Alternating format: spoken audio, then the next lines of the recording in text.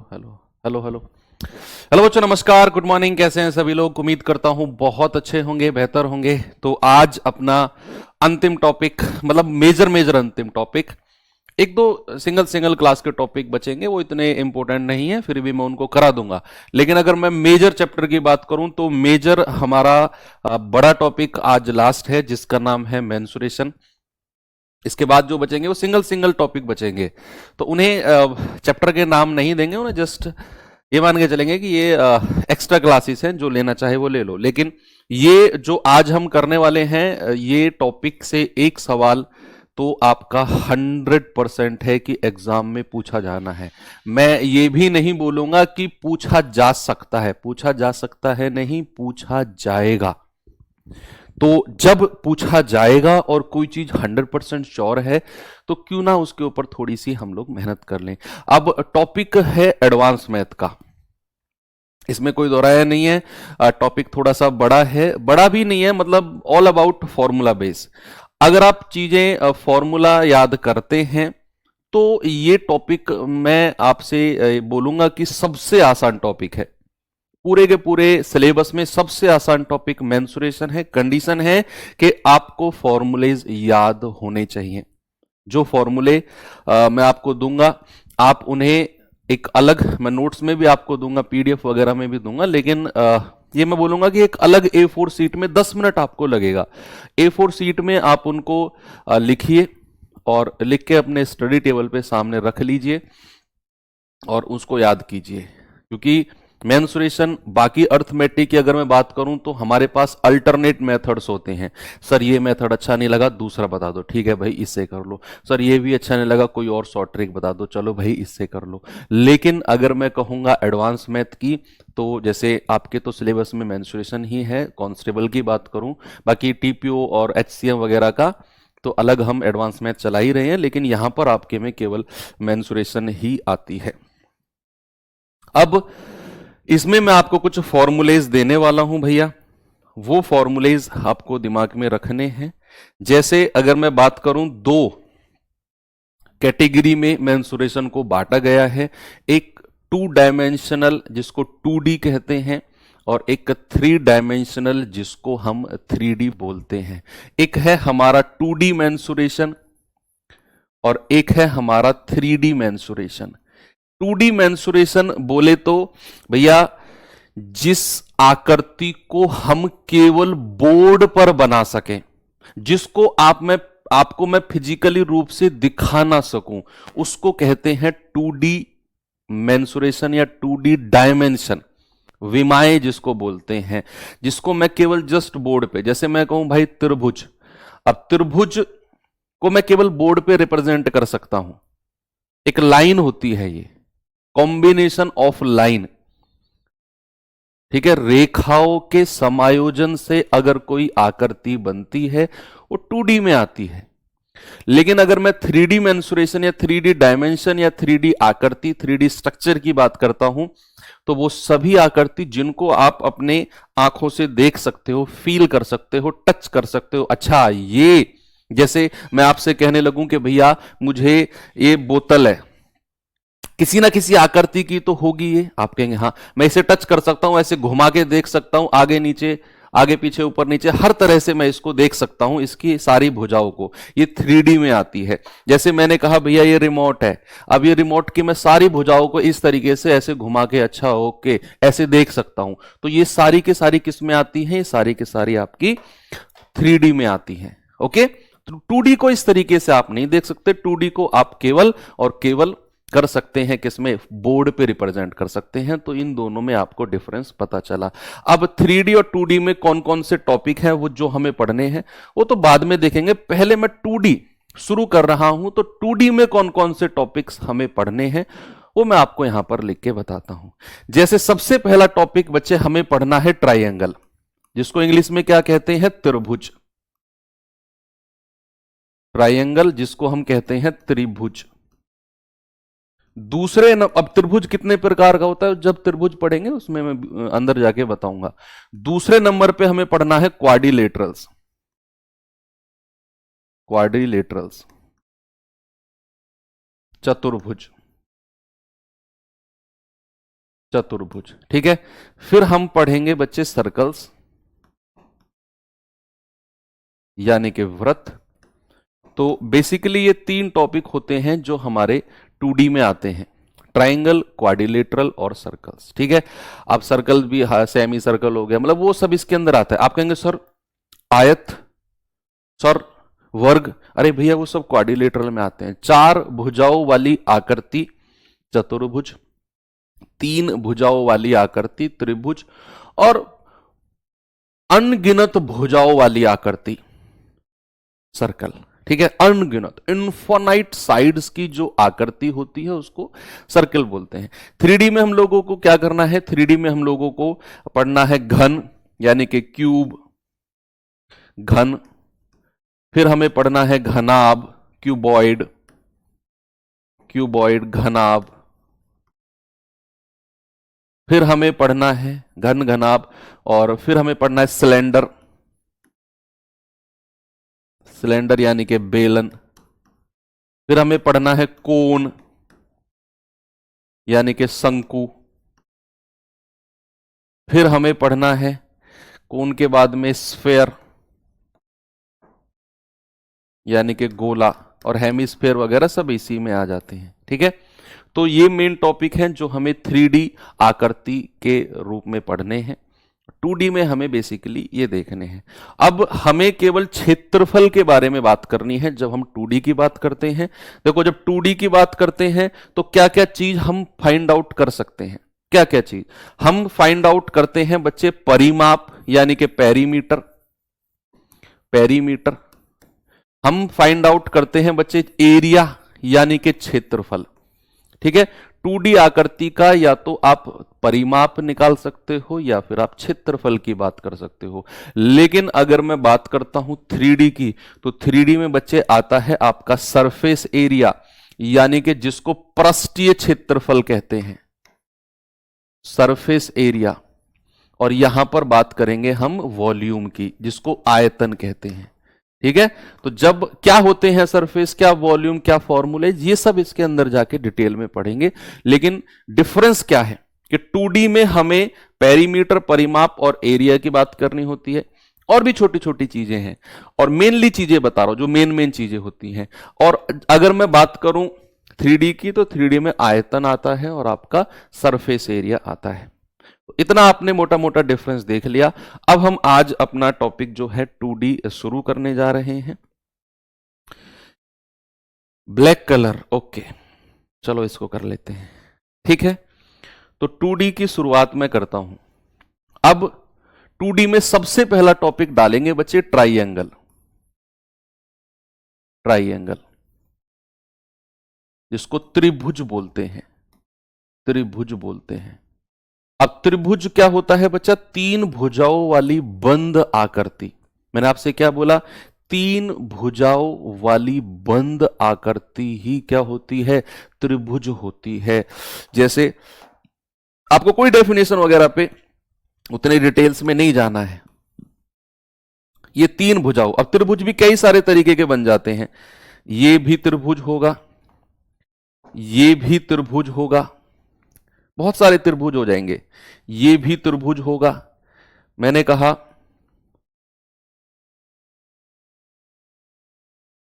ये भी त्रिभुज होगा। ये सारी की सारी आकृति जितनी मैंने बनाई है सब त्रिभुज होती हैं। किधर से ही मोड़ तोड़ के आप बना दो वो सब त्रिभुज बन जाता है।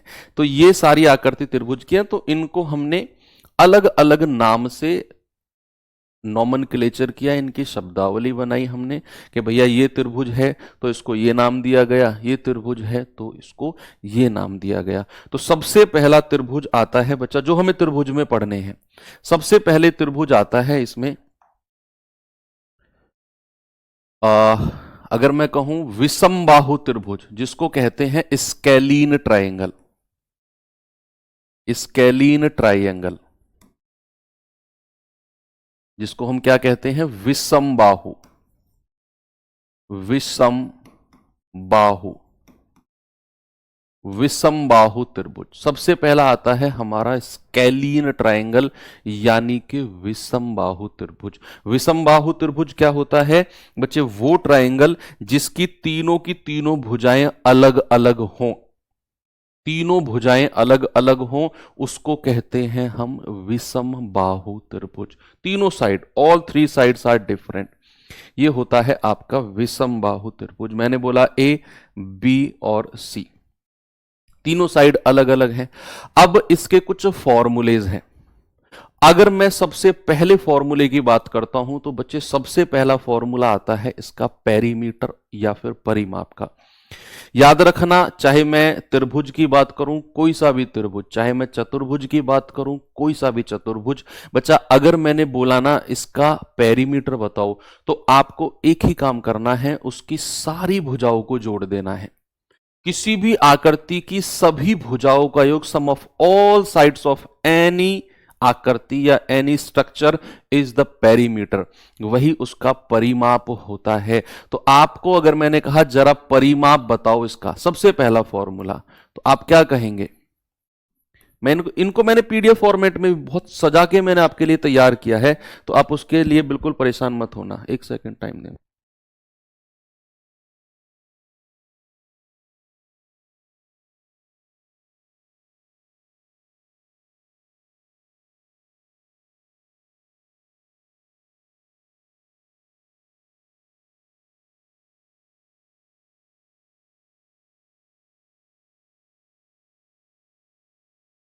हाँ, क्या बोला मैंने?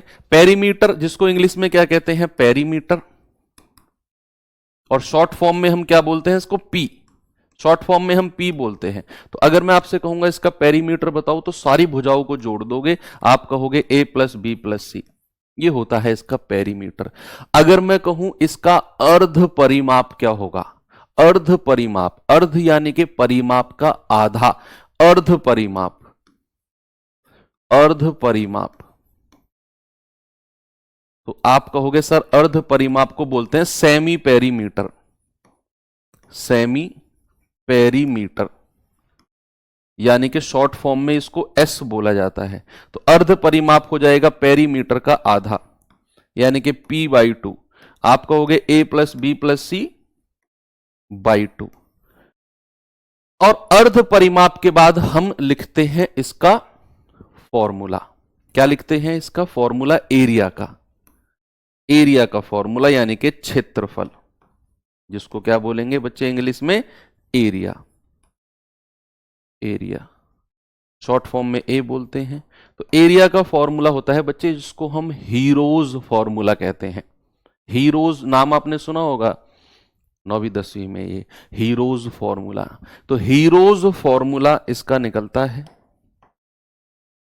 हीरोज फॉर्मूला क्या कहता है? हीरोज फॉर्मूला कि किसी भी त्रिभुज का क्षेत्रफल होता है under root of S, S minus A, S minus B और एस माइनस सी। ठीक है, जिसमें एस क्या है आपका? एस है आपका अर्ध परिमाप यानी कि सेमी पेरीमीटर, और एबीसी क्या है बच्चा? एबीसी है इसकी रेस्पेक्टिव साइड्स यानी कि क्रमिक भुजाएं। अब ये ही फॉर्मूला है इनके, बस जो आपको याद करने हैं, किसमें? स्केलीन ट्रायंगल यानी कि विषमबाहु त्रिभुज। बच्चे सबसे पहला त्रिभुज जिसकी खोज हुई वो था स्केलीन ट्रायंगल, यानी कि यही है सबका फादर। जितने भी त्रिभुज मैं आपको आगे पढ़ाऊंगा, हर त्रिभुज में ये फॉर्मूले लग जाएंगे। हालांकि इन्हीं फॉर्मूलों से मॉडिफाई होकर उन त्रिभुज के अपने अलग अलग फॉर्मूलेज बने, लेकिन इनको आप डायरेक्ट उनमें लगा सकते हो। मतलब लगाओगे नहीं, क्योंकि उनके मैं अलग से आपको मॉडिफाइड फॉर्मूले बताऊंगा। जैसे सपोज मैंने आपको बोला कि ये विषमबाहु त्रिभुज है, तो विषमबाहु त्रिभुज के बारे में मैंने क्या बोला? ऐसा ट्रायंगल जिसकी तीनों साइड अलग अलग हैं। आप कहोगे सर ऐसा ट्रायंगल भी हो सकता है क्या जिसकी तीनों साइड बराबर हो? मैं कहूंगा बिल्कुल हो सकता है, उसको भी नाम दे दिया मैंने, कुछ दिखाऊंगा भी आपको। सर ऐसा भी हो सकता है क्या कि किसी ट्रायंगल की केवल दो ही साइड बराबर हो, तीसरी अलग हो? मैं कहूंगा बिल्कुल हो सकता है, उसको भी अलग नाम से जाना गया।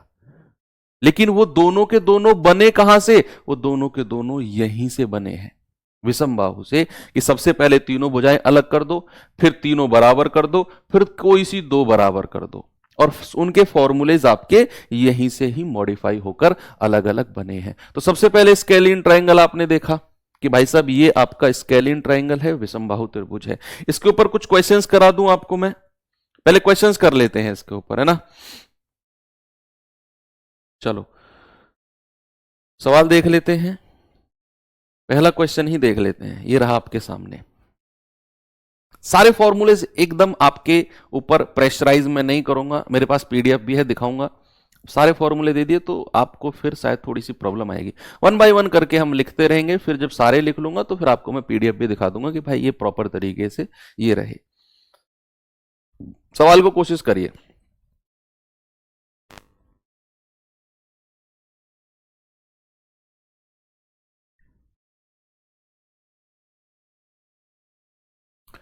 कह रहा है कि 3, 6, 7 भुजाओं वाली त्रिभुज का क्षेत्रफल क्या होगा।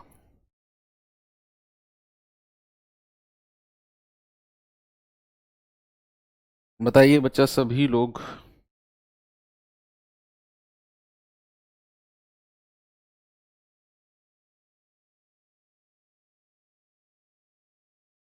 अरे हाँ भाई, वो हेरोन्स फॉर्मूला ही होता है, हीरोज जैसे उसको याद करने के लिए याद कर लेते हैं। एन नहीं लगाया है मैंने, क्या फर्क पड़ता है। ऐसी ऐसी चीजों को आप पकड़ते हो ना, जो चीज याद करने की उसको याद करो ना, क्या फर्क पड़ता है। मैं बताऊं भी ना आपको कि क्या नाम है इस फॉर्मूले का, तो क्या आपका कोई एक नंबर घट जाएगा? नहीं, हेरोन्स ही होता है वो, हीरोज बस उसको जस्ट याद करने के लिए बोल देते हैं।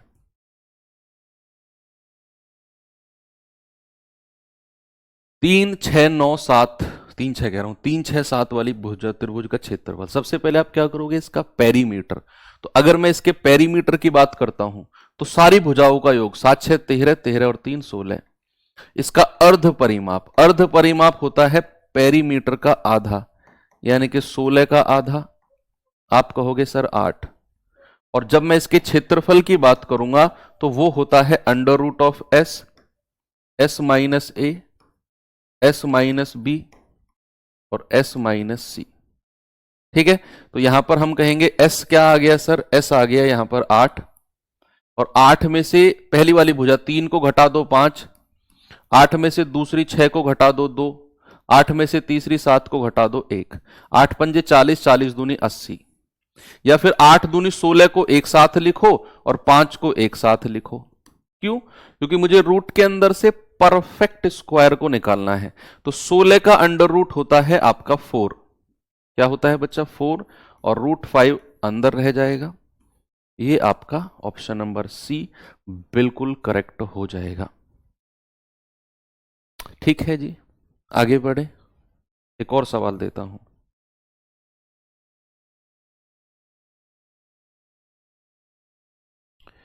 ये बताइए जरा, किसी त्रिभुज की 3 भुजाओं की लंबाई क्रम से 12, 15, 21 है। बताइए त्रिभुज का क्षेत्रफल क्या होगा। What is the area of triangle. तीनों साइड दे दिया है, आपसे एरिया उसने पूछ लिया है। तो सबसे पहले आप क्या करोगे, आप उसका पेरीमीटर निकालोगे। What is the perimeter of the triangle. Perimeter होता है सारी भुजाओं का योग। तो ये जाएगा भैया 12, 20, 32, 32 और 15, 47 और 1, 48, 48। और सेमी पेरीमीटर कितना हो जाएगा, पेरीमीटर का आधा, यानी कि 48 का आधा आप कहोगे 24।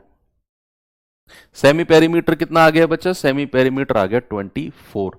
अब आपको चाहिए एरिया। तो एरिया का फॉर्मूला क्या होता है, under root of S, S minus A, S minus B और एस माइनस सी। तो एस कितना है, एस है आपका 24, एस माइनस ए कहोगे 24 में से 12 गए 12, 24 में से 15 गया 9, 24 में से 21 गया 3। ठीक है भाई, कोई समस्या किसी को नहीं है। अब आपके पास दो ऑप्शन है, या तो आप इन सारी संख्याओं की मल्टीप्लाई करके देख लो कि किस संख्या का रूट बन रही है, या फिर इनमें से परफेक्ट स्क्वायर बाहर निकाल लो। जैसे इसको मैं कह सकता हूं भैया, क्या कह सकता हूं इसको मैं, 12 गुणा 2, 12 दूनी 24 होता है ना। अब ये वाला 12 और ये वाला 12 दोनों 12 आपस में मल्टीप्लाई है, तो स्क्वायर बन के एक बाहर आ जाएगा 12। अब ये 9 है, 9 एक परफेक्ट स्क्वायर है, तो 3 बाहर आ जाएगा। अब बचा ये 2 और ये 3, तो 3 दूनी 6, ये अंडर रूट 6 यहां रह जाएगा। तो आपका जवाब आएगा 12 तिया 36 रूट 6। बिल्कुल सही जवाब है, ऑप्शन नंबर ए हमारा करेक्ट है। ओके, कोई प्रॉब्लम किसी को हो तो बताओ।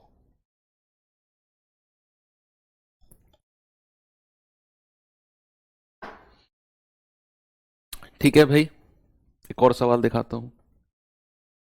ये सवाल देखिए जरा। करेक्ट त्रिकोणीय बोर्ड की कोर 12, 35, 37 है। इसे 8 रुपए प्रति मीटर स्क्वायर की दर से पेंट करने का खर्चा बता दो जी कितना होगा। तो आप कहोगे कि सर तीनों भुजाएं हैं, सबसे पहले इसका क्षेत्रफल निकालते हैं, क्योंकि उसने बोला है 1 मीटर स्क्वायर में 8 रुपए लगते हैं। 1 मीटर स्क्वायर में 8 रुपए लगते हैं और पूरा खर्चा कह रहा है, तो हमें तो सबसे पहले उसका क्षेत्रफल एरिया निकालना होगा कि भैया उसका एरिया कितना मीटर स्क्वायर है। उठा के उससे 8 से मल्टीप्लाई कर दो, पता चल जाएगा कितना खर्चा है। तो सबसे पहले क्या करेंगे, इसका पेरीमीटर, तीनों भुजाओं को जोड़ दो। 35 12 कितना होता है 47, 47 और 37 कितना होता है 37, 84। 84 को 2 से डिवाइड कर दो, सेमी पेरीमीटर आ जाएगा 42। अब सेमी पेरीमीटर 42 आ गया, तो सबसे पहले एरिया क्या हो जाएगा, under root of S, S minus A, S minus B और S minus C. S minus A, S minus B और एस माइनस का सी। एस कितना आया है 42, 42 में से 12 गया तो 30, 42 में से 35 गया तो 7 और 42 में से 37 गया तो 5, और उठा के अंडर रूट कर दो। अब इतनी सारी संख्याओं की मल्टीप्लाई करने से बेहतर है कि आप लोग इनको तोड़ के परफेक्ट स्क्वायर में बदल लो। जैसे अगर मैं कहूंगा इसको 7 गुणा 6, 7 छिंग 42 होता है, इसको मैं कह दूंगा 6 पंजे 30 होता है। अब एक 7 यहां पे है, एक 7 यहां पे है, 7 का स्क्वायर हो गया तो 7 आ जाएगा। अब एक 6 यहां पे है, एक 6 यहां पे है तो 6 आ जाएगा। एक 5 यहां पे है, एक 5 यहां पे है, 5 आ जाएगा, अंदर कुछ बचा ही नहीं। आपका जवाब आएगा 7 छिंग 42, 6 पंजे 3 सत्ते 21, 210 मीटर स्क्वायर। क्या आ गया बच्चे, 210 मीटर स्क्वायर क्षेत्रफल आ गया, एरिया आ गया। अब सवाल ने बोला है कि इसे पेंट करने का खर्चा 1 मीटर स्क्वायर का 8 रुपया है। 1 मीटर स्क्वायर का कितना रुपया है बच्चा, 8 रुपया। तो जरा मुझे बताना 210 मीटर स्क्वायर का कितना होगा।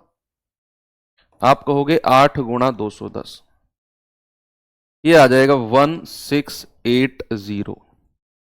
कितना खर्चा आएगा जी, 1680 रुपए। ऑप्शन नंबर ए हमारा करेक्ट है, 1680। तो ये स्केलिन ट्रायंगल के क्वेश्चंस हैं। एक और सवाल शायद बचा हुआ है स्केलिन का, हाँ ये रहा, देखिए जरा इसको। किसी त्रिभुज की भुजाएं 1/2, 1/3, 1/4 के रेशियो में है। यदि पेरीमीटर 52 है तो त्रिभुज की सबसे छोटी भुजा की लंबाई। सिंपल क्वेश्चन है ये तो, सिंपल क्वेश्चन है कि किसी त्रिभुज की भुजाएं 1/2, 1/3, 1/4 के रेशियो में है। अगर पेरीमीटर 52 है, what is the smallest side का जवाब होगा, बताइए जी। तो सबसे पहले जो ये रेशियो हमें दिया हुआ है भुजाओं का, क्या मैं इसको सिंपल या स्टैंडर्ड रेशियो जो बोलते हैं, स्टैंडर्ड रेशियो में चेंज करूं? आता है आपको, बिल्कुल आता है। रेशियो चैप्टर तो प्राचीन काल में आप पढ़ चुके हैं। यानी कि हमारी संख्या है 1/2, 1/3 और 1/4। अब ये रेशियो को अगर मुझे सिंपल बनाना है तो 2 3 4 का एलसीएम कितना होता है भैया, 2 3 4 का एलसीएम होता है 12, और 12 की मल्टीप्लाई उठाकर तीनों में कर दो। यहां भी 12 की मल्टीप्लाई कर दो, यहां भी 12 की कर दो और यहां भी 12 की कर दो। आप कहोगे 2 छिक्के 12, 6 एकम 6। आप कहोगे 3 चौको 12, 4 एकम 4, आप कहोगे 4 तिया 12, 3 एकम 3।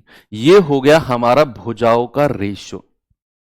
त्रिभुज की भुजाओं का रेशियो 6 4 3 है। सवाल ने बोला कि उनका पेरीमीटर 52 है। बच्चे क्या आप जानते हैं what does the perimeter means?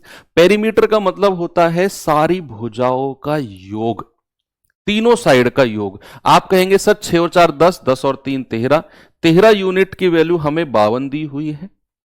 एक यूनिट की वैल्यू आ जाएगी 13 चौको 52।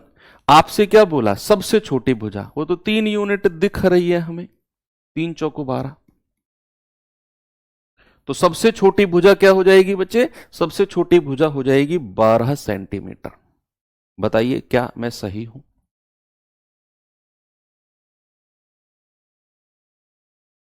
स्केलिन ट्रायंगल का केस थे ये। अब हम चलते हैं, ये हो गया, ये हो गया। अब हम चलते हैं इक्विलेटरल ट्रायंगल यानी कि समबाहु त्रिभुज। जो अभी हमने पढ़ा वो था सबका फादर, सबके पिताजी थे जितने भी ट्रायंगल होते हैं। अब जैसे इक्विलेटरल ट्रायंगल है, स्केलिन यानी कि विषमबाहु में हमने क्या पढ़ा? ऐसा त्रिभुज जिसकी तीनों साइड अलग अलग हो। अब दिमाग में खुराफाती आइडिया आया कि सर ऐसा भी तो कोई त्रिभुज हो सकता है जिसकी तीनों भुजाएं बराबर हो। बिल्कुल हो सकता है जी। उसको नाम दिया गया हमें इक्विलेटरल ट्रायंगल। अब इसके नाम में ही इसकी डेफिनेशन छुपी हुई है। आप बच्चे अगर देख पा रहे होंगे तो इक्विलेटरल का मतलब है कि इक्वल और लेटरल। लेटरल का मतलब होता है भुजा या साइड, और इक्वल आप यहां इक्वी, इक्वी का मतलब इक्वल आप देख रहे हो। इंग्लिश में अगर मैं, हिंदी में अगर मैं देखूं तो सम और बाहु। बाहु का मतलब होता है बाहुबली। बाहुबली नहीं, भुजाओं को भी बाहु बोलते हैं। बाहु का मतलब होता है भुजा और सम का मतलब होता है बराबर। सम का मतलब क्या होता है? बराबर। तो ऐसा त्रिभुज जिसकी भुजाएं बराबर हो उसको समबाहु बोलते हैं, इक्विलेटरल बोलते हैं।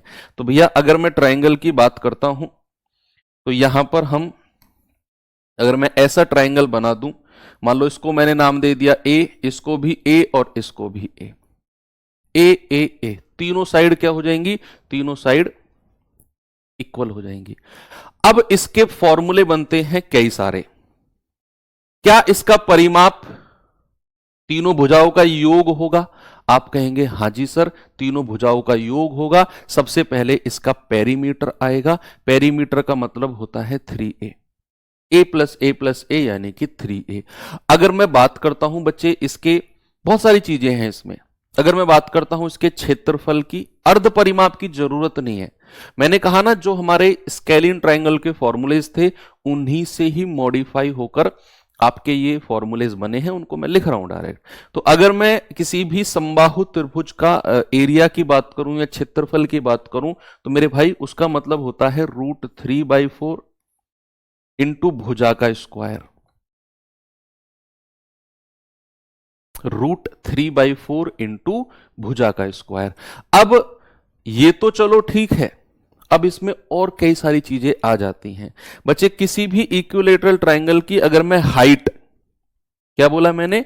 अगर मैं हाइट या ऊंचाई की बात करूं तो सामने वाले कॉर्नर से सामने वाली भुजा पे अगर मैं कोई परपेंडिकुलर डाल देता हूं तो उसको कहते हैं हम हाइट, ऊंचाई जिसको बोलते हैं। तो किसी भी समबाहु त्रिभुज की अगर ऊंचाई की बात करता है,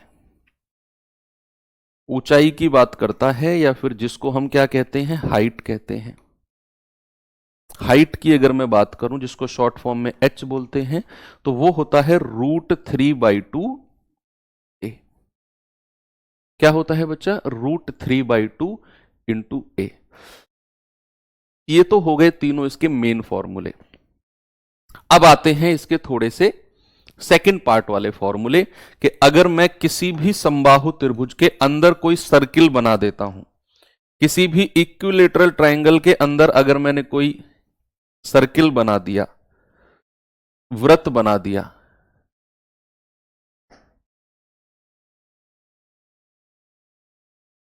जो इसकी तीनों साइड को टच करता हुआ जाता है इस तरीके से, ठीक है, जो इसकी तीनों साइड को टच करता हुआ जाता है, तो उसकी त्रिज्या क्या हो जाएगी? जिसको क्या बोलते हैं, इन रेडियस। क्या बोलते हैं बच्चा, इन रेडियस, यानी कि अंतःवृत्त की त्रिज्या। क्या बोलते हैं बच्चे, अंतःवृत्त। अंतःवृत्त यानी कि जो आपका इन सर्कल होता है, radius of in circle, radius, radius of in circle. English वाले बच्चे क्या लिखेंगे, अंतःवृत्त की त्रिज्या, अंतःवृत्त की त्रिज्या। अंतःवृत्त की त्रिज्या क्या होता है, a/2√3। क्या होता है बच्चा, a/2√3। और एक होता है कि अगर मैं इसके बाहर की तरफ, अगर मैं इसके बाहर की तरफ कोई सर्किल बना दूं,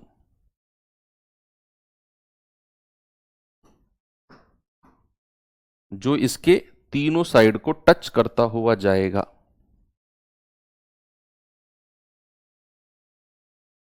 इस तरीके से, है ना, बाहर से, तो वो होता है इसका सरकम सर्कल।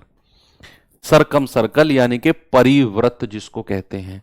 तो इस परिवृत्त की त्रिज्या क्या होता है बच्चा, परिवृत्त की त्रिज्या, परिवृत्त की त्रिज्या, जिसको क्या कहते हैं, radius of circumcircle, radius of circumcircle. ये होता है बच्चा a/√3। क्या होता है, a/√3। तो ये दो फॉर्मूले इसके साइड बाय साइड होते हैं। एक होता है इन सर्कल, एक होता है सरकम सर्कल, यानी कि अंतःवृत्त, और एक होता है परिवृत्त। अंतःवृत्त की त्रिज्या होती है a/2√3 और परिवृत्त की त्रिज्या होती है आपका a/√3। अब इन दोनों में कई बार क्वेश्चन बना है एसएससी में ही कि भैया रेशियो बता दो परिवृत्त की त्रिज्या और अंतःवृत्त की त्रिज्या का।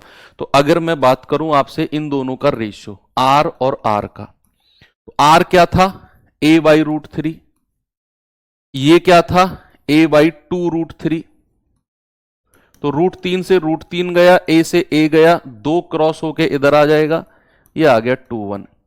कभी भी आपको किसी भी समबाहु त्रिभुज की, किसी भी समबाहु त्रिभुज की मैं कह रहा हूं, कोई भी साइड दे रखी हो, कोई भी भुजा दे रखी हो, और आपसे कहेगा बताओ इसके परिवृत्त और अंतःवृत्त की त्रिज्या का रेशियो। बच्चे ऑलवेज रिमेंबर 2:1 का रेशियो होगा।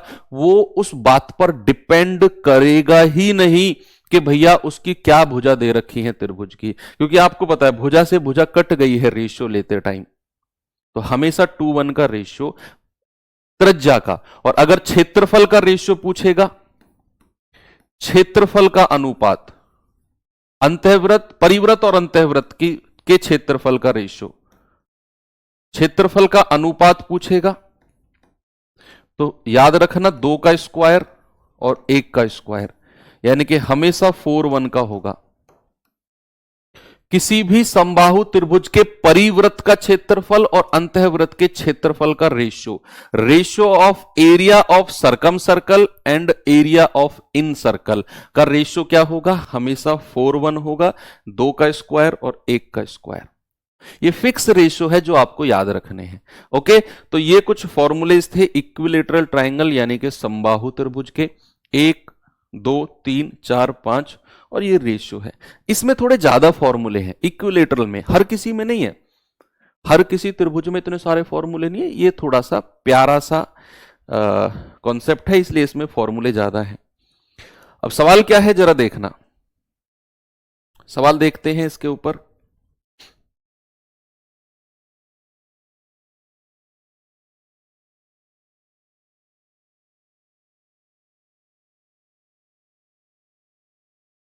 सवाल है एक समबाहु त्रिभुज का क्षेत्रफल क्या होगा जिसकी भुजाएं 8√3 सेंटीमीटर है, जिसकी भुजाएं क्या है 8√3 सेंटीमीटर।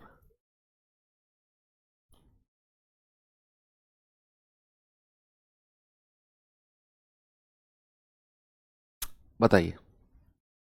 तो आप कहोगे सर भुजा दे रखी है 8√3, एरिया हो जाएगा √3/4 √3/4 इंटू भुजा का स्क्वायर, यानी कि हम कहेंगे √3/4, भुजा क्या है 8√3 का होल स्क्वायर। तो ये आ जाएगा √3/4 और 8×8 = 64 और √3 का स्क्वायर 3, 4 से जाएगा 16 बार, 16×3 = 48 √3 क्या आ जाएगा 48 √3। ऑप्शन नंबर ए हमारा सही है। ठीक है,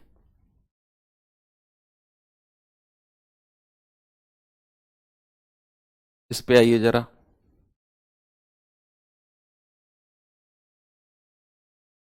यदि समबाहु त्रिभुज का आधार 8 सेंटीमीटर है तो उसका क्षेत्रफल क्या होगा। देखो समबाहु त्रिभुज की तो तीनों भुजाएं बराबर होती हैं। अब चाहे उसने अगर आधार दे दिया तो तीनों भुजाएं बराबर होंगी। आधार अगर 8 सेंटीमीटर है तो तीनों साइड 8-8 सेंटीमीटर की होंगी।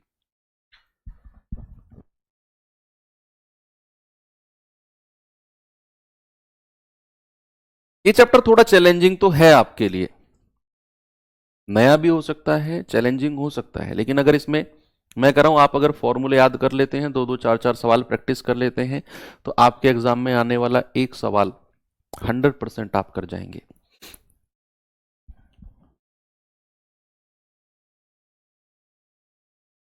आधार 8 दे रखा है, यानी कि भुजा दे दी 8, भुजा दे दी 8, ए मतलब साइड भुजा, तो कह रहा है क्षेत्रफल क्या होगा √3/4 ए स्क्वायर, ए मतलब साइड भुजा, और 8 का स्क्वायर कितना होता है 64, 4 से जाएगा 16 बार, आपका जवाब आ गया 16 √3।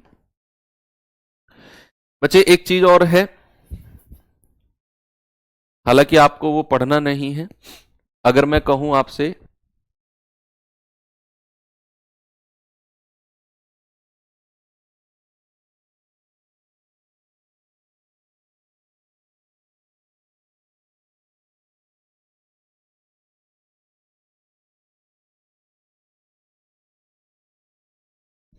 अगर मैं कहूं आपसे कि किसी भी त्रिभुज की माध्यिका क्या होती है, माध्यिका, माध्यिका होती है, ज्योमेट्री का कॉन्सेप्ट है, लेकिन यहां सवाल आने वाला है अभी। माध्यिका का मतलब होता है वो रेखा, वो लाइन जो किसी भी ट्रायंगल को दो बराबर हिस्सों में बांट दे, दो बराबर क्षेत्रफल में बांट दे, उसको कहते हैं मीडियन यानी कि माध्यिका। और किसी भी समबाहु त्रिभुज में जो उसकी हाइट होती है वही उसकी माध्यिका होती है, वही उसकी मीडियन होती है, वही उसकी मीडियन यानी कि माध्यिका। समबाहु त्रिभुज में अगर बात करेगा तो माध्यिका ही उसकी ऊंचाई के बराबर होती है, और माध्यिका का मतलब है वो लाइन, वो रेखा जो त्रिभुज को दो बराबर हिस्सों में बांट दे। ठीक है, जैसे सवाल है तो कभी कंफ्यूज नहीं होना है इस वर्ड से। जैसे सवाल है कि समबाहु त्रिभुज की माध्यिका 6√3 है, एरिया परिमाप बताओ, तो माध्यिका का मतलब है उसकी ऊंचाई दे रखी है। ठीक है, तो यहां पर अगर मैं बात करता हूं तो माध्यिका 6√3 है, तो माध्यिका मतलब हाइट, और हाइट का फॉर्मूला मैंने आपको क्या बताया √3/2a, और उसकी वैल्यू कितनी दे रखी है 6√3, √3 से √3 गया, 2 छिक्के 12, तो a बराबर कितना आ गया 12, भुजा कितनी आ गई 12, उसने परिमाप पूछा है, पेरीमीटर कितना होता है 3a, यानी कि 3 × 12, आपका जवाब हो जाएगा 36। ऑप्शन नंबर सी हमारा करेक्ट है। ओके, आगे चले, सवाल एक और देखिए, कुछ थ्योरेटिकल क्वेश्चंस देख लेते हैं। क्या है सवाल में कि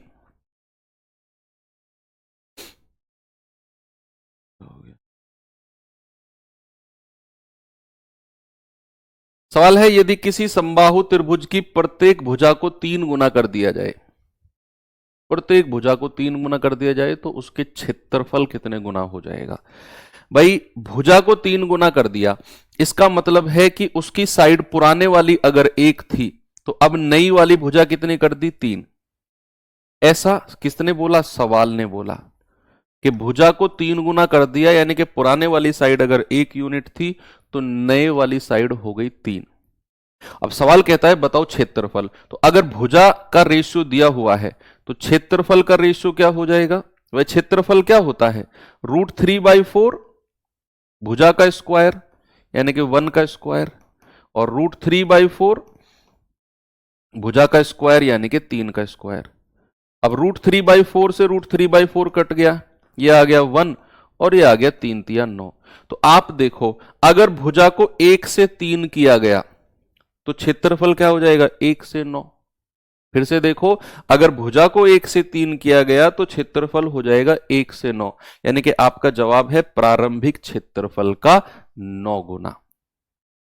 प्रारंभिक क्षेत्रफल का कितना हो जाएगा बच्चा? 9 गुना। अब आप कहेंगे कि सर ठीक है, हमने स्केलीन ट्रायंगल देखा, तीनों भुजाएं अलग अलग, हमने समबाहु त्रिभुज देखा, तीनों भुजाएं सेम। अगर दो भुजा सेम वाली कोई आकृति आती है उसको कहते हैं isosceles, isosceles triangle. Isosceles triangle यानी कि समद्विबाहु त्रिभुज, समद्विबाहु त्रिभुज। तो नाम में ही क्लियर है, नाम में ही क्लियर है। आप कहोगे सम, द्वि और बाहु, सम, द्वि और बाहु। सम का मतलब होता है इक्वल, द्वि का मतलब होता है टू, और बाहु का मतलब होता है साइड्स।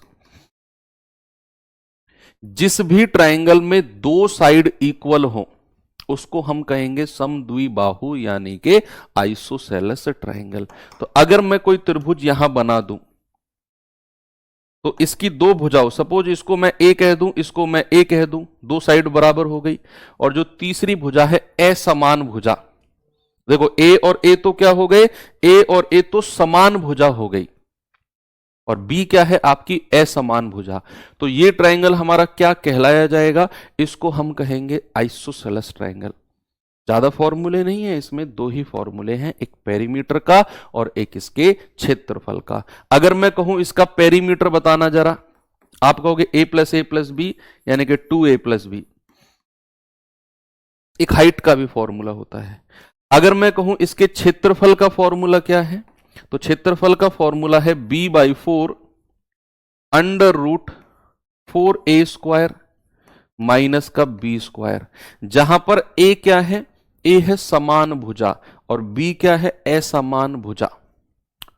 तीसरी जो साइड है, दो तो इक्वल हो गई, जो तीसरी है उसको हमने b नाम दिया। एक होता है इसकी हाइट, ये होता है इसकी हाइट।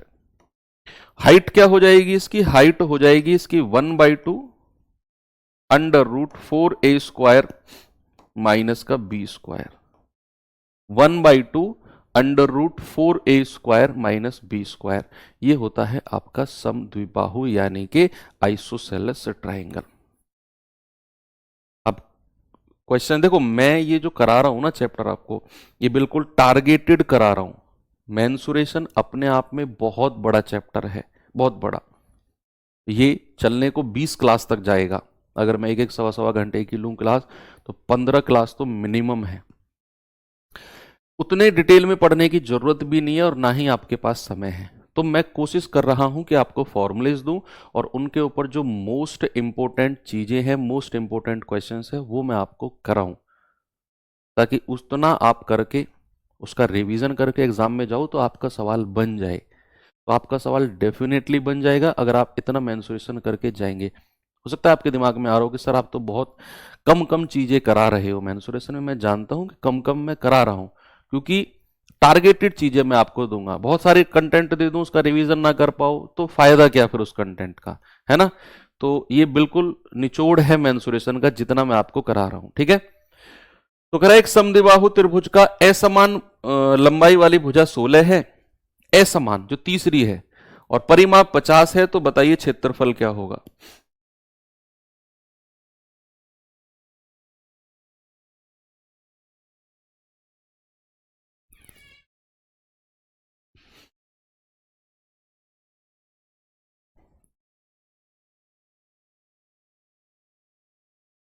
बताइए भाई।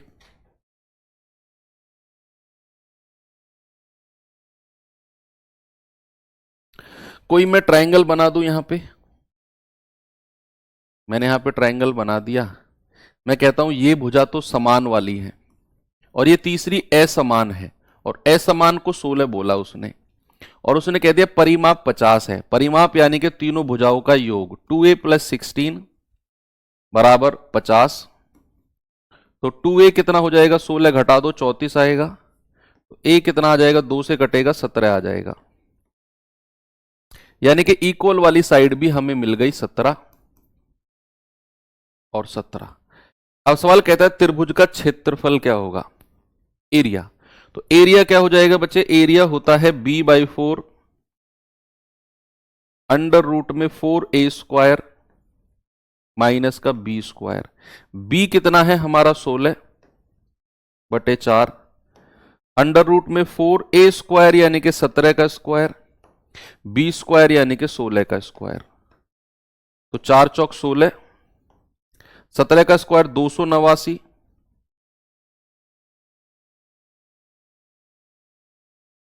माइनस 16 का स्क्वायर 256। तो 289 चौके कितना होता है, तो 4 नाम 36, 4 अट्ठे 32 और 3 35, 4 दूनी 8 3 11, 1156 में से 256 हटा दो, ये आ जाएगा 900। यानी कि इसको सॉल्व करके 900 आ गया, तो मैं कहूंगा 4 अंडर रूट 900 है ना भाई। ये मैंने सॉल्व करके 900 कह दिया, और 900 का रूट होता है 30 भाई, 2 जीरो का 1 जीरो, 9 का 3, ये आ जाएगा 120। तो क्षेत्रफल कितना आ गया भैया, क्षेत्रफल आ गया आपका 120। ठीक है सर, आज से तैयारी करें तो सिलेक्शन हो जाएगा बच्चे, रैंक 1 भी आ जाएगी, टॉप कर दोगे आप बिल्कुल। अभी तो बहुत समय है एग्जाम में। आज कितनी तारीख हो गई, 8 तारीख हो गई ना, 7 हो गई, अभी तो है 3 7 10 दिन है अभी तो, बिल्कुल बहुत समय है। रैंक 1 के दावेदार हो आप, तैयारी शुरू कर दो आज से। ठीक है, ये सवाल करिए।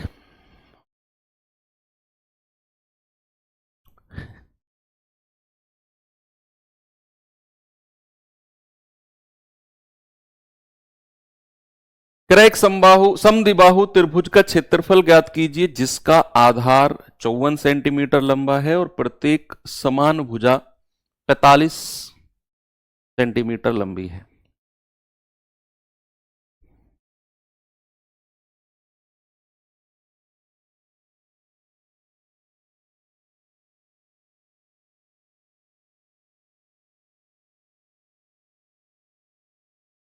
टू ए किस लिए, 2a बच्चे वो हमने परिमाप निकाला है ना, परिमाप होता है तीनों भुजाओं का योग।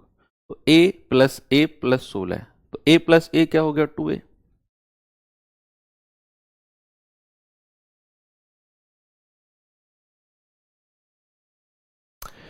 भाई आधार, अगेन सेम क्वेश्चन है, सेम क्वेश्चन है, और इसमें आपको आधार भी दे दिया, प्रत्येक भुजा भी दे दिया आपको। अब ये सवाल आपको सेल्फ करना है, b/4 under root 4a² minus b², ये सेल्फ करना है आपने। ओके, तो ये हो गया। अब हम आते हैं एक और ट्रायंगल जिसको हमने नाम दिया समकोण यानी कि राइट एंगल ट्रायंगल, और सबसे ज्यादा इंपॉर्टेंट आपका यही है, राइट एंगल ट्रायंगल ही आपका मोस्ट इंपॉर्टेंट है। तो इसमें भी आपके कई सारे फॉर्मूले बनते हैं। राइट एंगल ट्रायंगल समकोण त्रिभुज कुछ इस तरीके से दिखता है ये, जिसका एक एंगल 90 डिग्री का होगा। बहुत सारी डिटेल है इसमें जिसे हम देखने वाले हैं। एक एंगल 90 डिग्री का होगा, और ये वाली भुजा को बोलते हैं लंब, जिसको इंग्लिश में परपेंडिकुलर पी बोलते हैं। इसको कहते हैं आधार, जिसको इंग्लिश में बेस बोलते हैं। और इसको कहते हैं कर्ण, जिसको इंग्लिश में हाइपोटेनस बोलते हैं। ठीक है, परपेंडिकुलर, बेस और हाइपोटेनस। एक बड़े बुजुर्ग व्यक्ति थे जिनका नाम था पाइथागोरस, बाबा। क्या नाम था बाबा का, पाइथागोरस बाबा। उन्होंने अपना पूरा का पूरा जीवन इसी ट्रायंगल पे निकाल दिया, इसी के ऊपर खोजबीन करते रहे और अंत में आपको अपने नाम से एक फॉर्मूला देकर गए कि भैया ये मेरे नाम का फॉर्मूला है, इसको आप थ्योरम बना दो, पाइथागोरस थ्योरम, पाइथागोरस थ्योरम बना दो इसको, पाइथागोरस थ्योरम। क्या थ्योरम थी पाइथागोरस की? कि किसी भी समकोण त्रिभुज में, किसी भी राइट एंगल ट्रायंगल में अगर आप परपेंडिकुलर का स्क्वायर करते हो और उसमें आप आधार के स्क्वायर यानी कि बेस के स्क्वायर को जोड़ देते हो तो आपको हाइपोटेनस का स्क्वायर मिलता है।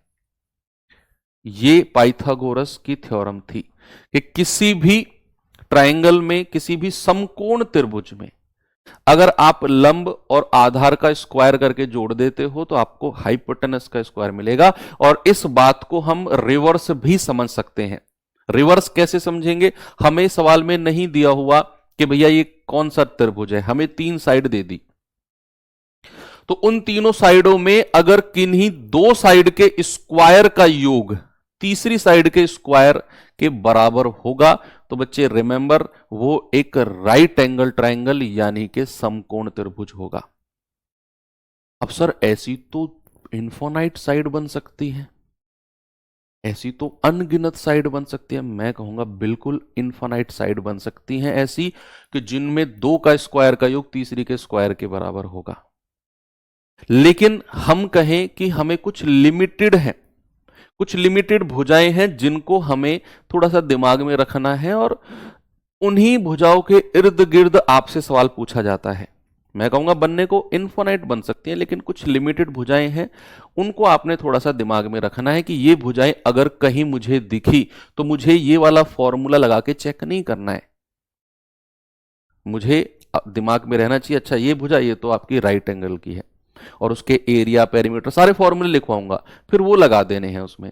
तो कुछ इंपोर्टेंट भुजाएं जिनको नाम दिया गया ट्रिपलेट, सम इंपोर्टेंट ट्रिपलेट।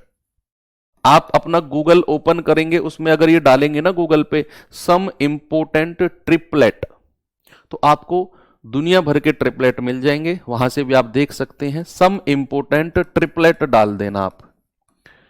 ट्रिपलेट को तिर्यक बोलते हैं, तिर्यक, ठीक है।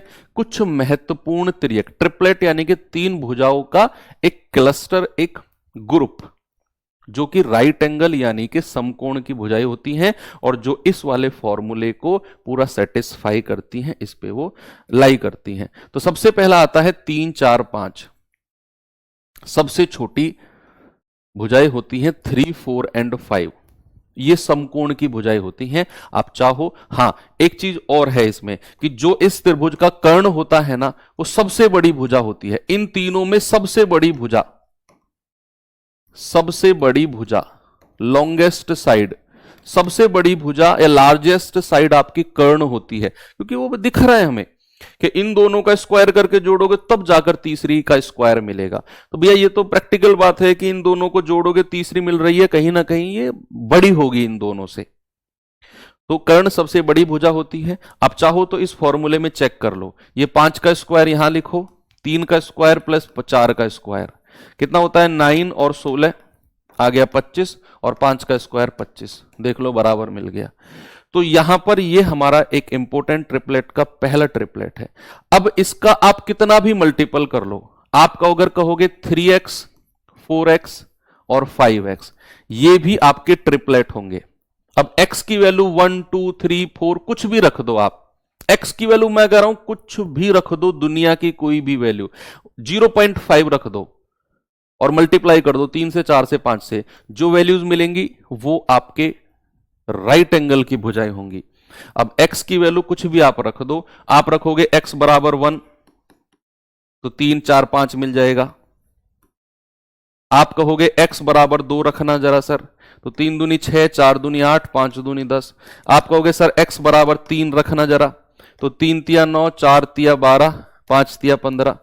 आप कहोगे सर x बराबर 4 रखना जरा, तो 3 चौके 12 4 चौक 16 5 चौके 20। तो ये सारा आप रखते रहोगे तो आपको जितनी भी ये संख्याएं मिलेंगी ये सारी की सारी क्या होंगी, ये सारी की सारी ट्रिपलेट होंगी, सारी की सारी त्रियक होंगी। ठीक है भैया, और भी है इनके अलावा, और भी है। एक होता है आपका 8 15 17, इंपोर्टेंट लिखवा रहा हूं मैं, 8 15 17 कहीं भी दिखे समझ जाना, ये एक ट्रिपलेट है, ये एक त्रियक है, समकोण त्रिभुज की भुजाएं हैं। एक आता है 5 12 13, 5 12 13। एक होता है 12 35 37, 12 35 37। एक होता है 9 40 41, 9 40 41। एक होता है 20 21 और 29। और भी है कुछ, 5 12 13 हो गया, 8 15 17 हो गया, 20 21 29 9 40 41 12 35 37। बताइए कुछ आपकी नजर में अगर हो इंपोर्टेंट कुछ और। ये सब तो हमने लिख ही लिया। 7 24 25 भी कह सकते हो, 7 24 25 भी होता है।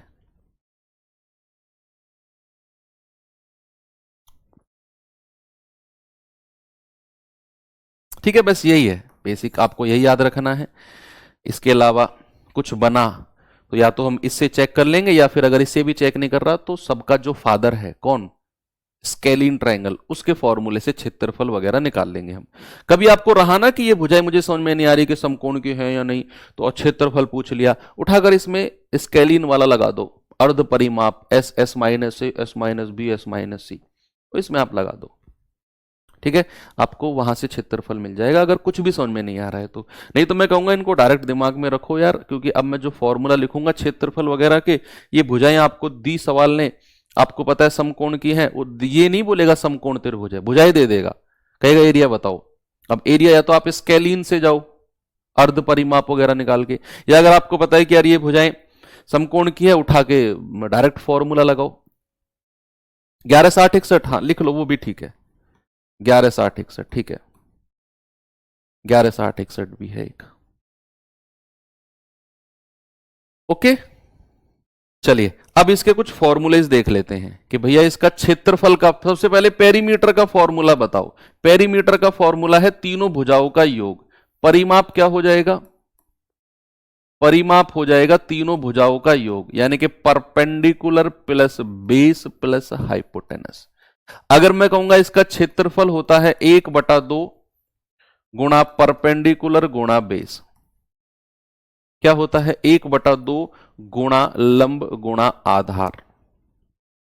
ठीक है, ये इसका क्षेत्रफल का फॉर्मूला होता है। और भी अगर आप चाहो तो अंतःवृत्त और परिवृत्त की भी बात कर सकते हो।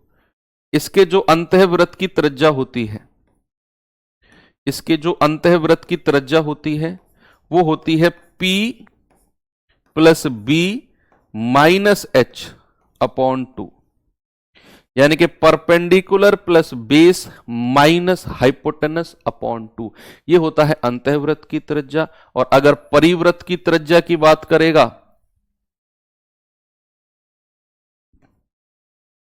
वो इसके हाइपोटेनस यानी कि कर्ण पर उसका रेडियस होता है, त्रिज्या होती है। तो अगर वो कहेगा इसका परिवृत्त की त्रिज्या, तो याद रखना हाइपोटेनस यानी कि कर्ण का आधा होती है। परिवृत्त की त्रिज्या जो होती है वो कर्ण का आधा होती है। तो आप कहोगे कि सर अंतःवृत्त की होती है P plus B minus H by 2। Okay, चलिए इस पे कुछ क्वेश्चंस देख लेते हैं। अब जैसे ये सवाल है आपके पास, कह रहा है उस त्रिभुज का क्षेत्रफल कितना होगा जिसकी भुजाओं की लंबाई 9 40 41 है, जिसकी भुजाओं की लंबाई 9 40 41 होगी।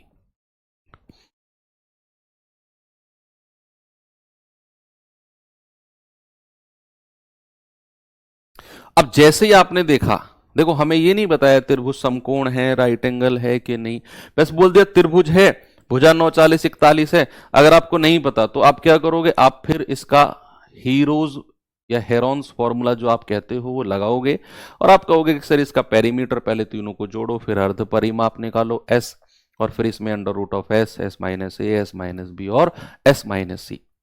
आ जाएगा वहां से। लेकिन अगर जैसे आपको पता है कि यार 9 40 41 तो सर ने ट्रिपलेट लिखवाया था, त्रियक लिखवाया था, तो ये तो एक समकोण त्रिभुज है और इसका एरिया हो जाएगा 1/2। सबसे बड़ी वाली भुजा तो हाइपोटेनस होती है, बाकी ये परपेंडिकुलर ये बेस या ये परपेंडिकुलर ये बेस कोई फर्क नहीं पड़ता है। गुणा 9 गुणा 40, आप कहोगे 2 से जाएगा 20 बार और 9 दूनी 18 यानी कि 180। कितना जल्दी आ गया देख लो। अब आप एक चीज देखना, मैंने एक सवाल आपको थोड़ी देर पहले कराया था जब मैं स्केलिन ट्रायंगल आपको करा रहा था, तो वहां पर एक क्वेश्चन आया था बच्चा जिसकी भुजाएं, जिसमें हमें वो 8 रुपए प्रति मीटर के रंगना था उस पार्ट को, था ना क्वेश्चन? देखो ये रहा। अब जैसे एक क्वेश्चन हमने किया था, हमें बोला गया था त्रिकोणीय बोर्ड की कोर 12 35 37 है और इसे 8 रुपए प्रति मीटर स्क्वायर की दर से पेंट करना है, बताओ कितना खर्चा आएगा। तो सबसे पहले मैंने इसका क्षेत्रफल इस तरीके से निकाला, 1680 निकाला था ना इस तरीके से, और फिर उस 210 और फिर उसको 8 से मल्टीप्लाई किया था। यहां पेरीमीटर निकाला, अर्ध परिमाप निकाला। मैं कहूं कि अगर जैसे ही आपने 12 35 37 देखा, मेरे भाई आपको जरूरत ही नहीं थी ये हीरोन्स फॉर्मूला लगाने की, आप तुरंत कह देते कि सर 12 35 37 तो एक समकोण त्रिभुज की भुजाएं हैं, राइट एंगल की साइड है, और अगर राइट एंगल की साइड है तो इसका एरिया हो जाएगा 1/2 गुणा 12 गुणा 35। तो आप कहोगे 2 छिक्के 12, 6 पंजे 30, 3 6 18, 3 21, देख लो 210 मीटर स्क्वायर आ गया। जो आपने इतना बड़ा करके ये निकाला था, आपको यहां पर 2 लाइन में 210 मीटर स्क्वायर आ गया, उठा के सीधा ये फॉर्मूला लगा दो। इसीलिए मैंने कहा कि वो ट्रिपलेट आपको पता होने चाहिए।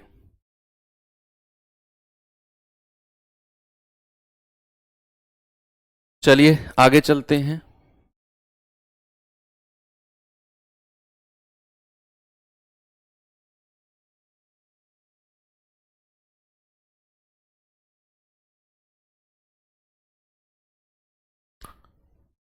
उस समकोण त्रिभुज का क्षेत्रफल ज्ञात करो जिसकी ऊंचाई उसके आधार से 7 सेंटीमीटर कम है और उसका कर्ण कितना है, 17 है। ट्रिपलेट काम करेगा, बिल्कुल तिर्यक काम करेगा। कह रहा है उसकी जो ऊंचाई है ना वो आधार से 7 सेंटीमीटर कम है, ना तो ऊंचाई दी हुई ना आधार दिया हुआ, बस बोल दिया कर्ण उसका 17 है। कर्ण कितना है उसका, 17। हाइपोटेनस कितना है, 17। क्या आपने मेरे भाई ऐसा कोई ट्रिपलेट पढ़ा, ऐसा कोई त्रियक पढ़ा आपने जिसमें कर्ण 17 आता हो? इसने प्रॉपर कर्ण बोल दिया 17। ऐसा कोई ट्रिपलेट आपने पढ़ा जिसमें हाइपोटेनस 17 आता हो? आप कहेंगे हां जी सर पढ़ा। कौन सा था वो? आप कहेंगे सर ये था, ये रहा 8 15 17। तो क्या सर यहां पर अगर ये 17 है तो क्या एक भुजा 8 हो जाएगी और दूसरी 15 हो जाएगी? वेरीफाई भी करना है। वेरीफाई कैसे करना है? उसने बोला है कि भैया जो ऊंचाई है वो आधार से 7 सेंटीमीटर कम है, तो आधार अगर 15 है, ऊंचाई 8 है, तो कितना डिफरेंस है इनका? भैया इनका डिफरेंस 7 सेंटीमीटर ही तो दिख रहा है आपको, कि नहीं दिख रहा है? हो गया ना ट्रिपलेट का कमाल। बोलो, अगर इसका कर्ण 17 है तो एक भुजा 8 होगी, दूसरी 15 होगी। तो अब यहां पर इसका एरिया आप बता दो क्या होगा। आप कहोगे 1/2 गुणा 8 गुणा 15, 2 चौकू 8, 15 चौकू 60।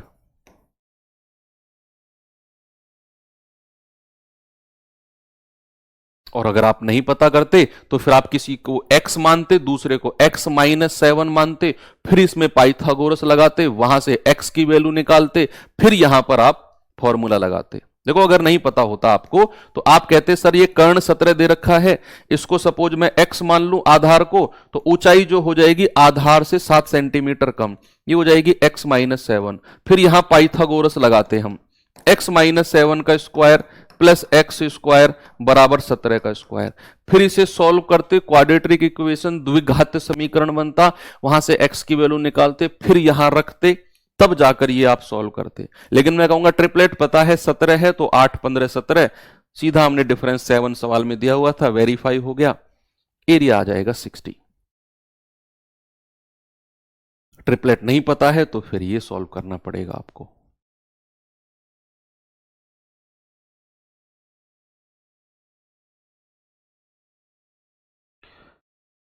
ये बताइए जरा,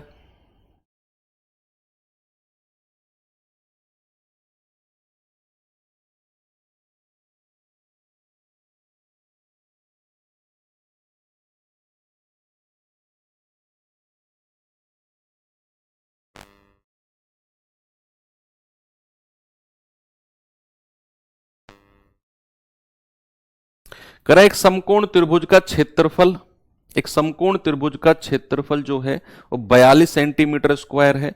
यदि समकोण वाली इसकी दो भुजाओं में से एक 10 है तो समकोण वाली दूसरी भुजा क्या होगी? ये तो सिंपल है। क्षेत्रफल दिया हुआ है, समकोण वाली एक साइड दे रखी है, दूसरी पूछ रखी है, एरिया वाला फॉर्मूला लगा दो। भाई आपसे वो कह रहा है कि भैया ये कोई समकोण त्रिभुज है। अब कह रहा है समकोण वाली एक भुजा 10 दे रखी है, दूसरी बताओ क्या होगी। सपोज मैं इसको बी मान लेता हूं, एरिया दे दिया उसने 42, तो हमें पता है 1/2 गुणा 10 गुणा बी बराबर क्या होता है? 42 होता है। 2 से जाएगा 5 बार तो बी कितना आ जाएगा? 42/5। 5 8 40, 5 चौको 20, 8.4 कितना हो जाएगा? 8.4।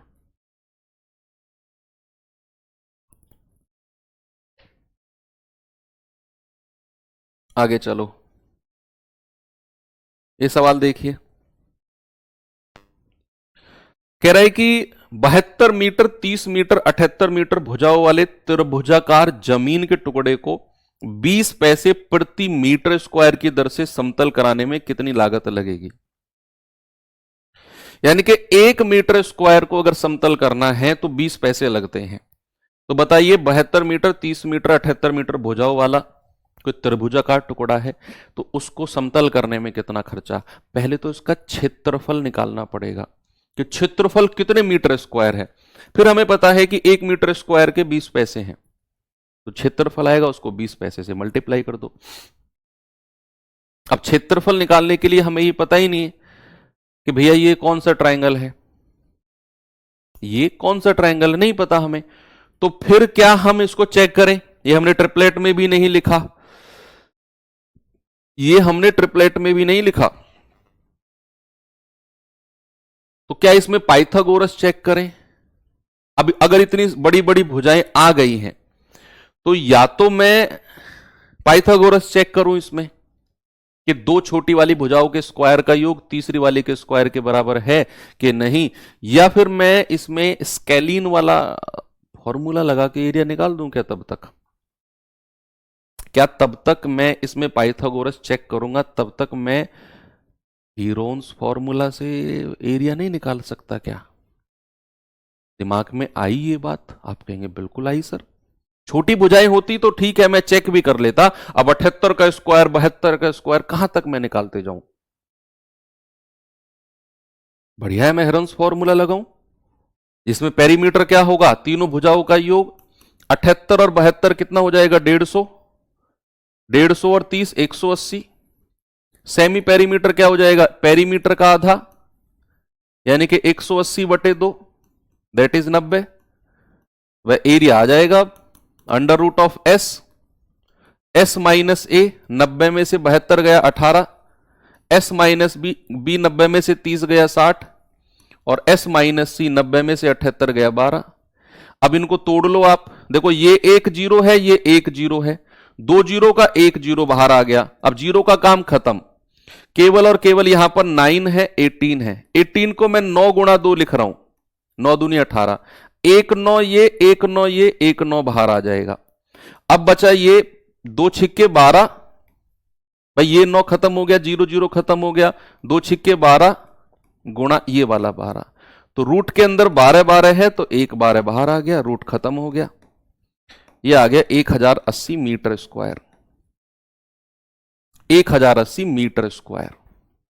तब तक आप यहां चेक करते ट्रिपलेट वगैरह, तब तक तो आप यहां पे आराम से स्केलिन ट्रायंगल के फॉर्मूले से एरिया निकाल दिया आपने।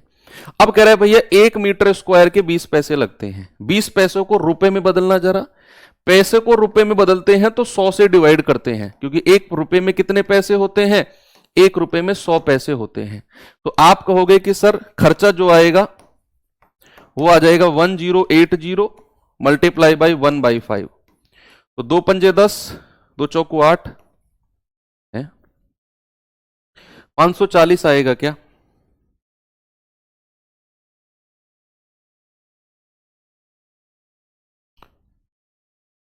एक बार फिर से चेक कर लेते हैं, कुछ गड़बड़ तो नहीं हुआ है। ये आ गया 9 से 9 आ गया, 2 छिक्के 12, 12 आ गया, 12 में 108, यही आना चाहिए।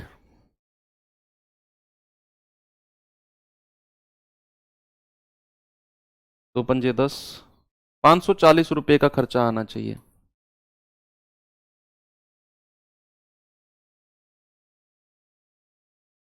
तो 216 नहीं,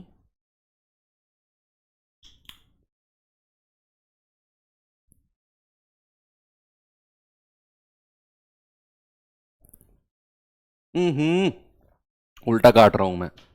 5 दूनी 10, 5 एकम 5, 5 छंग 30, सॉरी मैं 2 से काट रहा हूं, ये 5 है, 216 आएगा, सॉरी बाय मिस्टेक। ठीक है, तो ये आ गया आपका 216 रुपए खर्चा, बिल्कुल करेक्ट है। चलिए ये सवाल देखिए एक बार, कह रहे उस समद्विबाहु समकोण त्रिभुज का क्षेत्रफल क्या होगा जिसका परिमाप 16 सेंटीमीटर है। अब यहां पर उसने एक नया वर्ड यूज किया है, समद्विबाहु समकोण, isosceles right angle, isosceles right angle.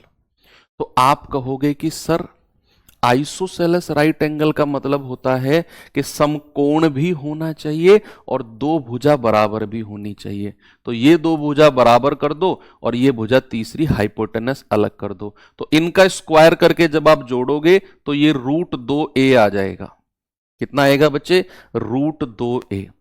तो आइसोसेलस राइट एंगल ट्रायंगल, यानी कि अगर मैं कहूंगा समद्विबाहु समकोण त्रिभुज की भुजाएं, तो हमेशा याद रखना a और √2a। √2a कहां से आया?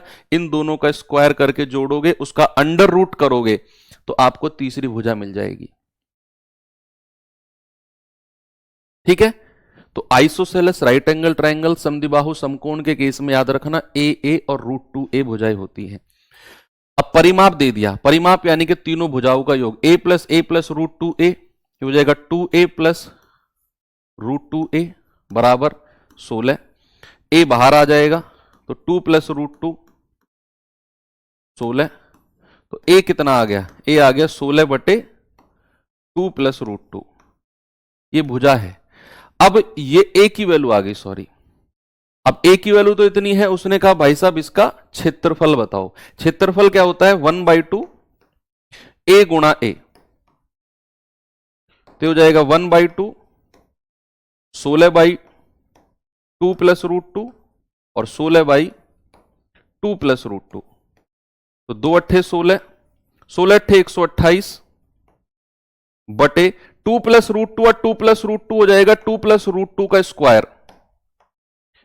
2 प्लस √2 का स्क्वायर लगाना जरा यहां पे, तो ये आएगा 128 बटे a square plus b square, 4 और 2 6 प्लस 2ab, ये आएगा 4√2। भाई a square plus b square क्या हो जाएगा? 2 दूनी 4, 4 और 2 6 प्लस 2ab, 2a यानी कि 2 दूनी 4 और b यानी कि √2। अब इसमें आप रैशनलाइजेशन यानी कि परिमेयकरण कर लो, साइन चेंज करके ऊपर नीचे मल्टीप्लाई कर लो। साइन चेंज करके अगर ऊपर नीचे मल्टीप्लाई करते हो तो ये मिलता है 6 माइनस 4√2 अपॉन 6 माइनस 4√2। देखो यहां से 2 बाहर आ जाएगा, 2 बाहर आ जाएगा तो 128 तो है ही है हमारे पास। अगर 2 बाहर आ गया तो 2 बाहर आ गया 3 माइनस 2√2, ये तो ऊपर आ गया है ना भाई। 2 बाहर आ गया तो 3 बचा और 2 बाहर आ गया तो 2 बचा।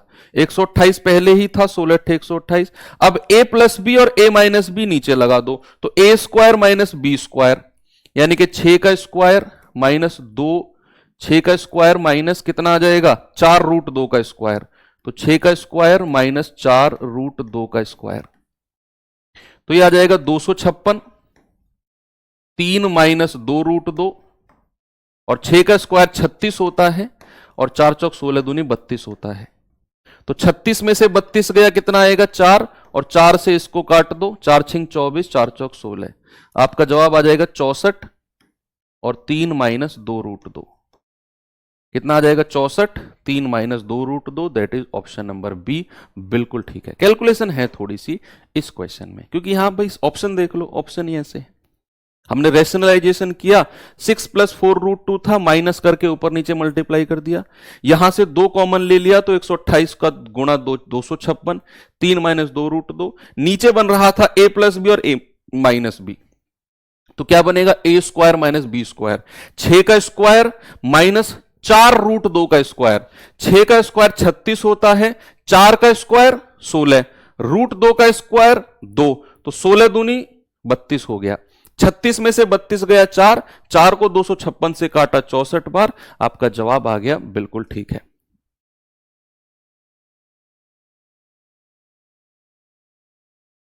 ये सवाल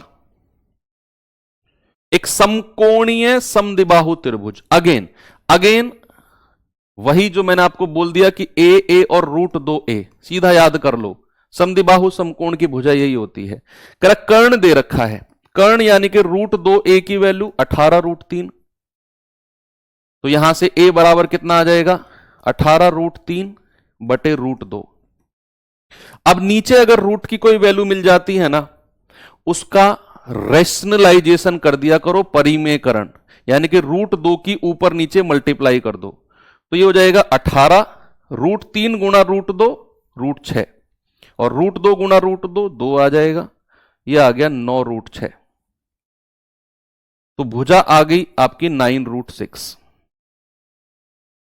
अब 9√6 आ गई, कह रहा है भैया इसका क्षेत्रफल बता दो, तो 1/2 गुणा लंब गुणा आधार, यानी कि 1/2 गुणा 9√6 गुणा 9√6, तो 9 में 81, √6 गुणा √6 6 होता है, और 2 से डिवाइड कर दो, 2 तिया 6, ये आ जाएगा 243। ऑप्शन नंबर सी मेरा बिल्कुल करेक्ट है। 6 कहां से आया, 6 आया बच्चा √3 गुणा √2, देखो √a गुणा √b, हमेशा याद रखना √a b होता है, तो √3 गुणा √2 कितना हो जाएगा, √3 गुणा 2, यानी कि √6, ठीक है। √3 गुणा √2 को मैंने क्या कह दिया, √6।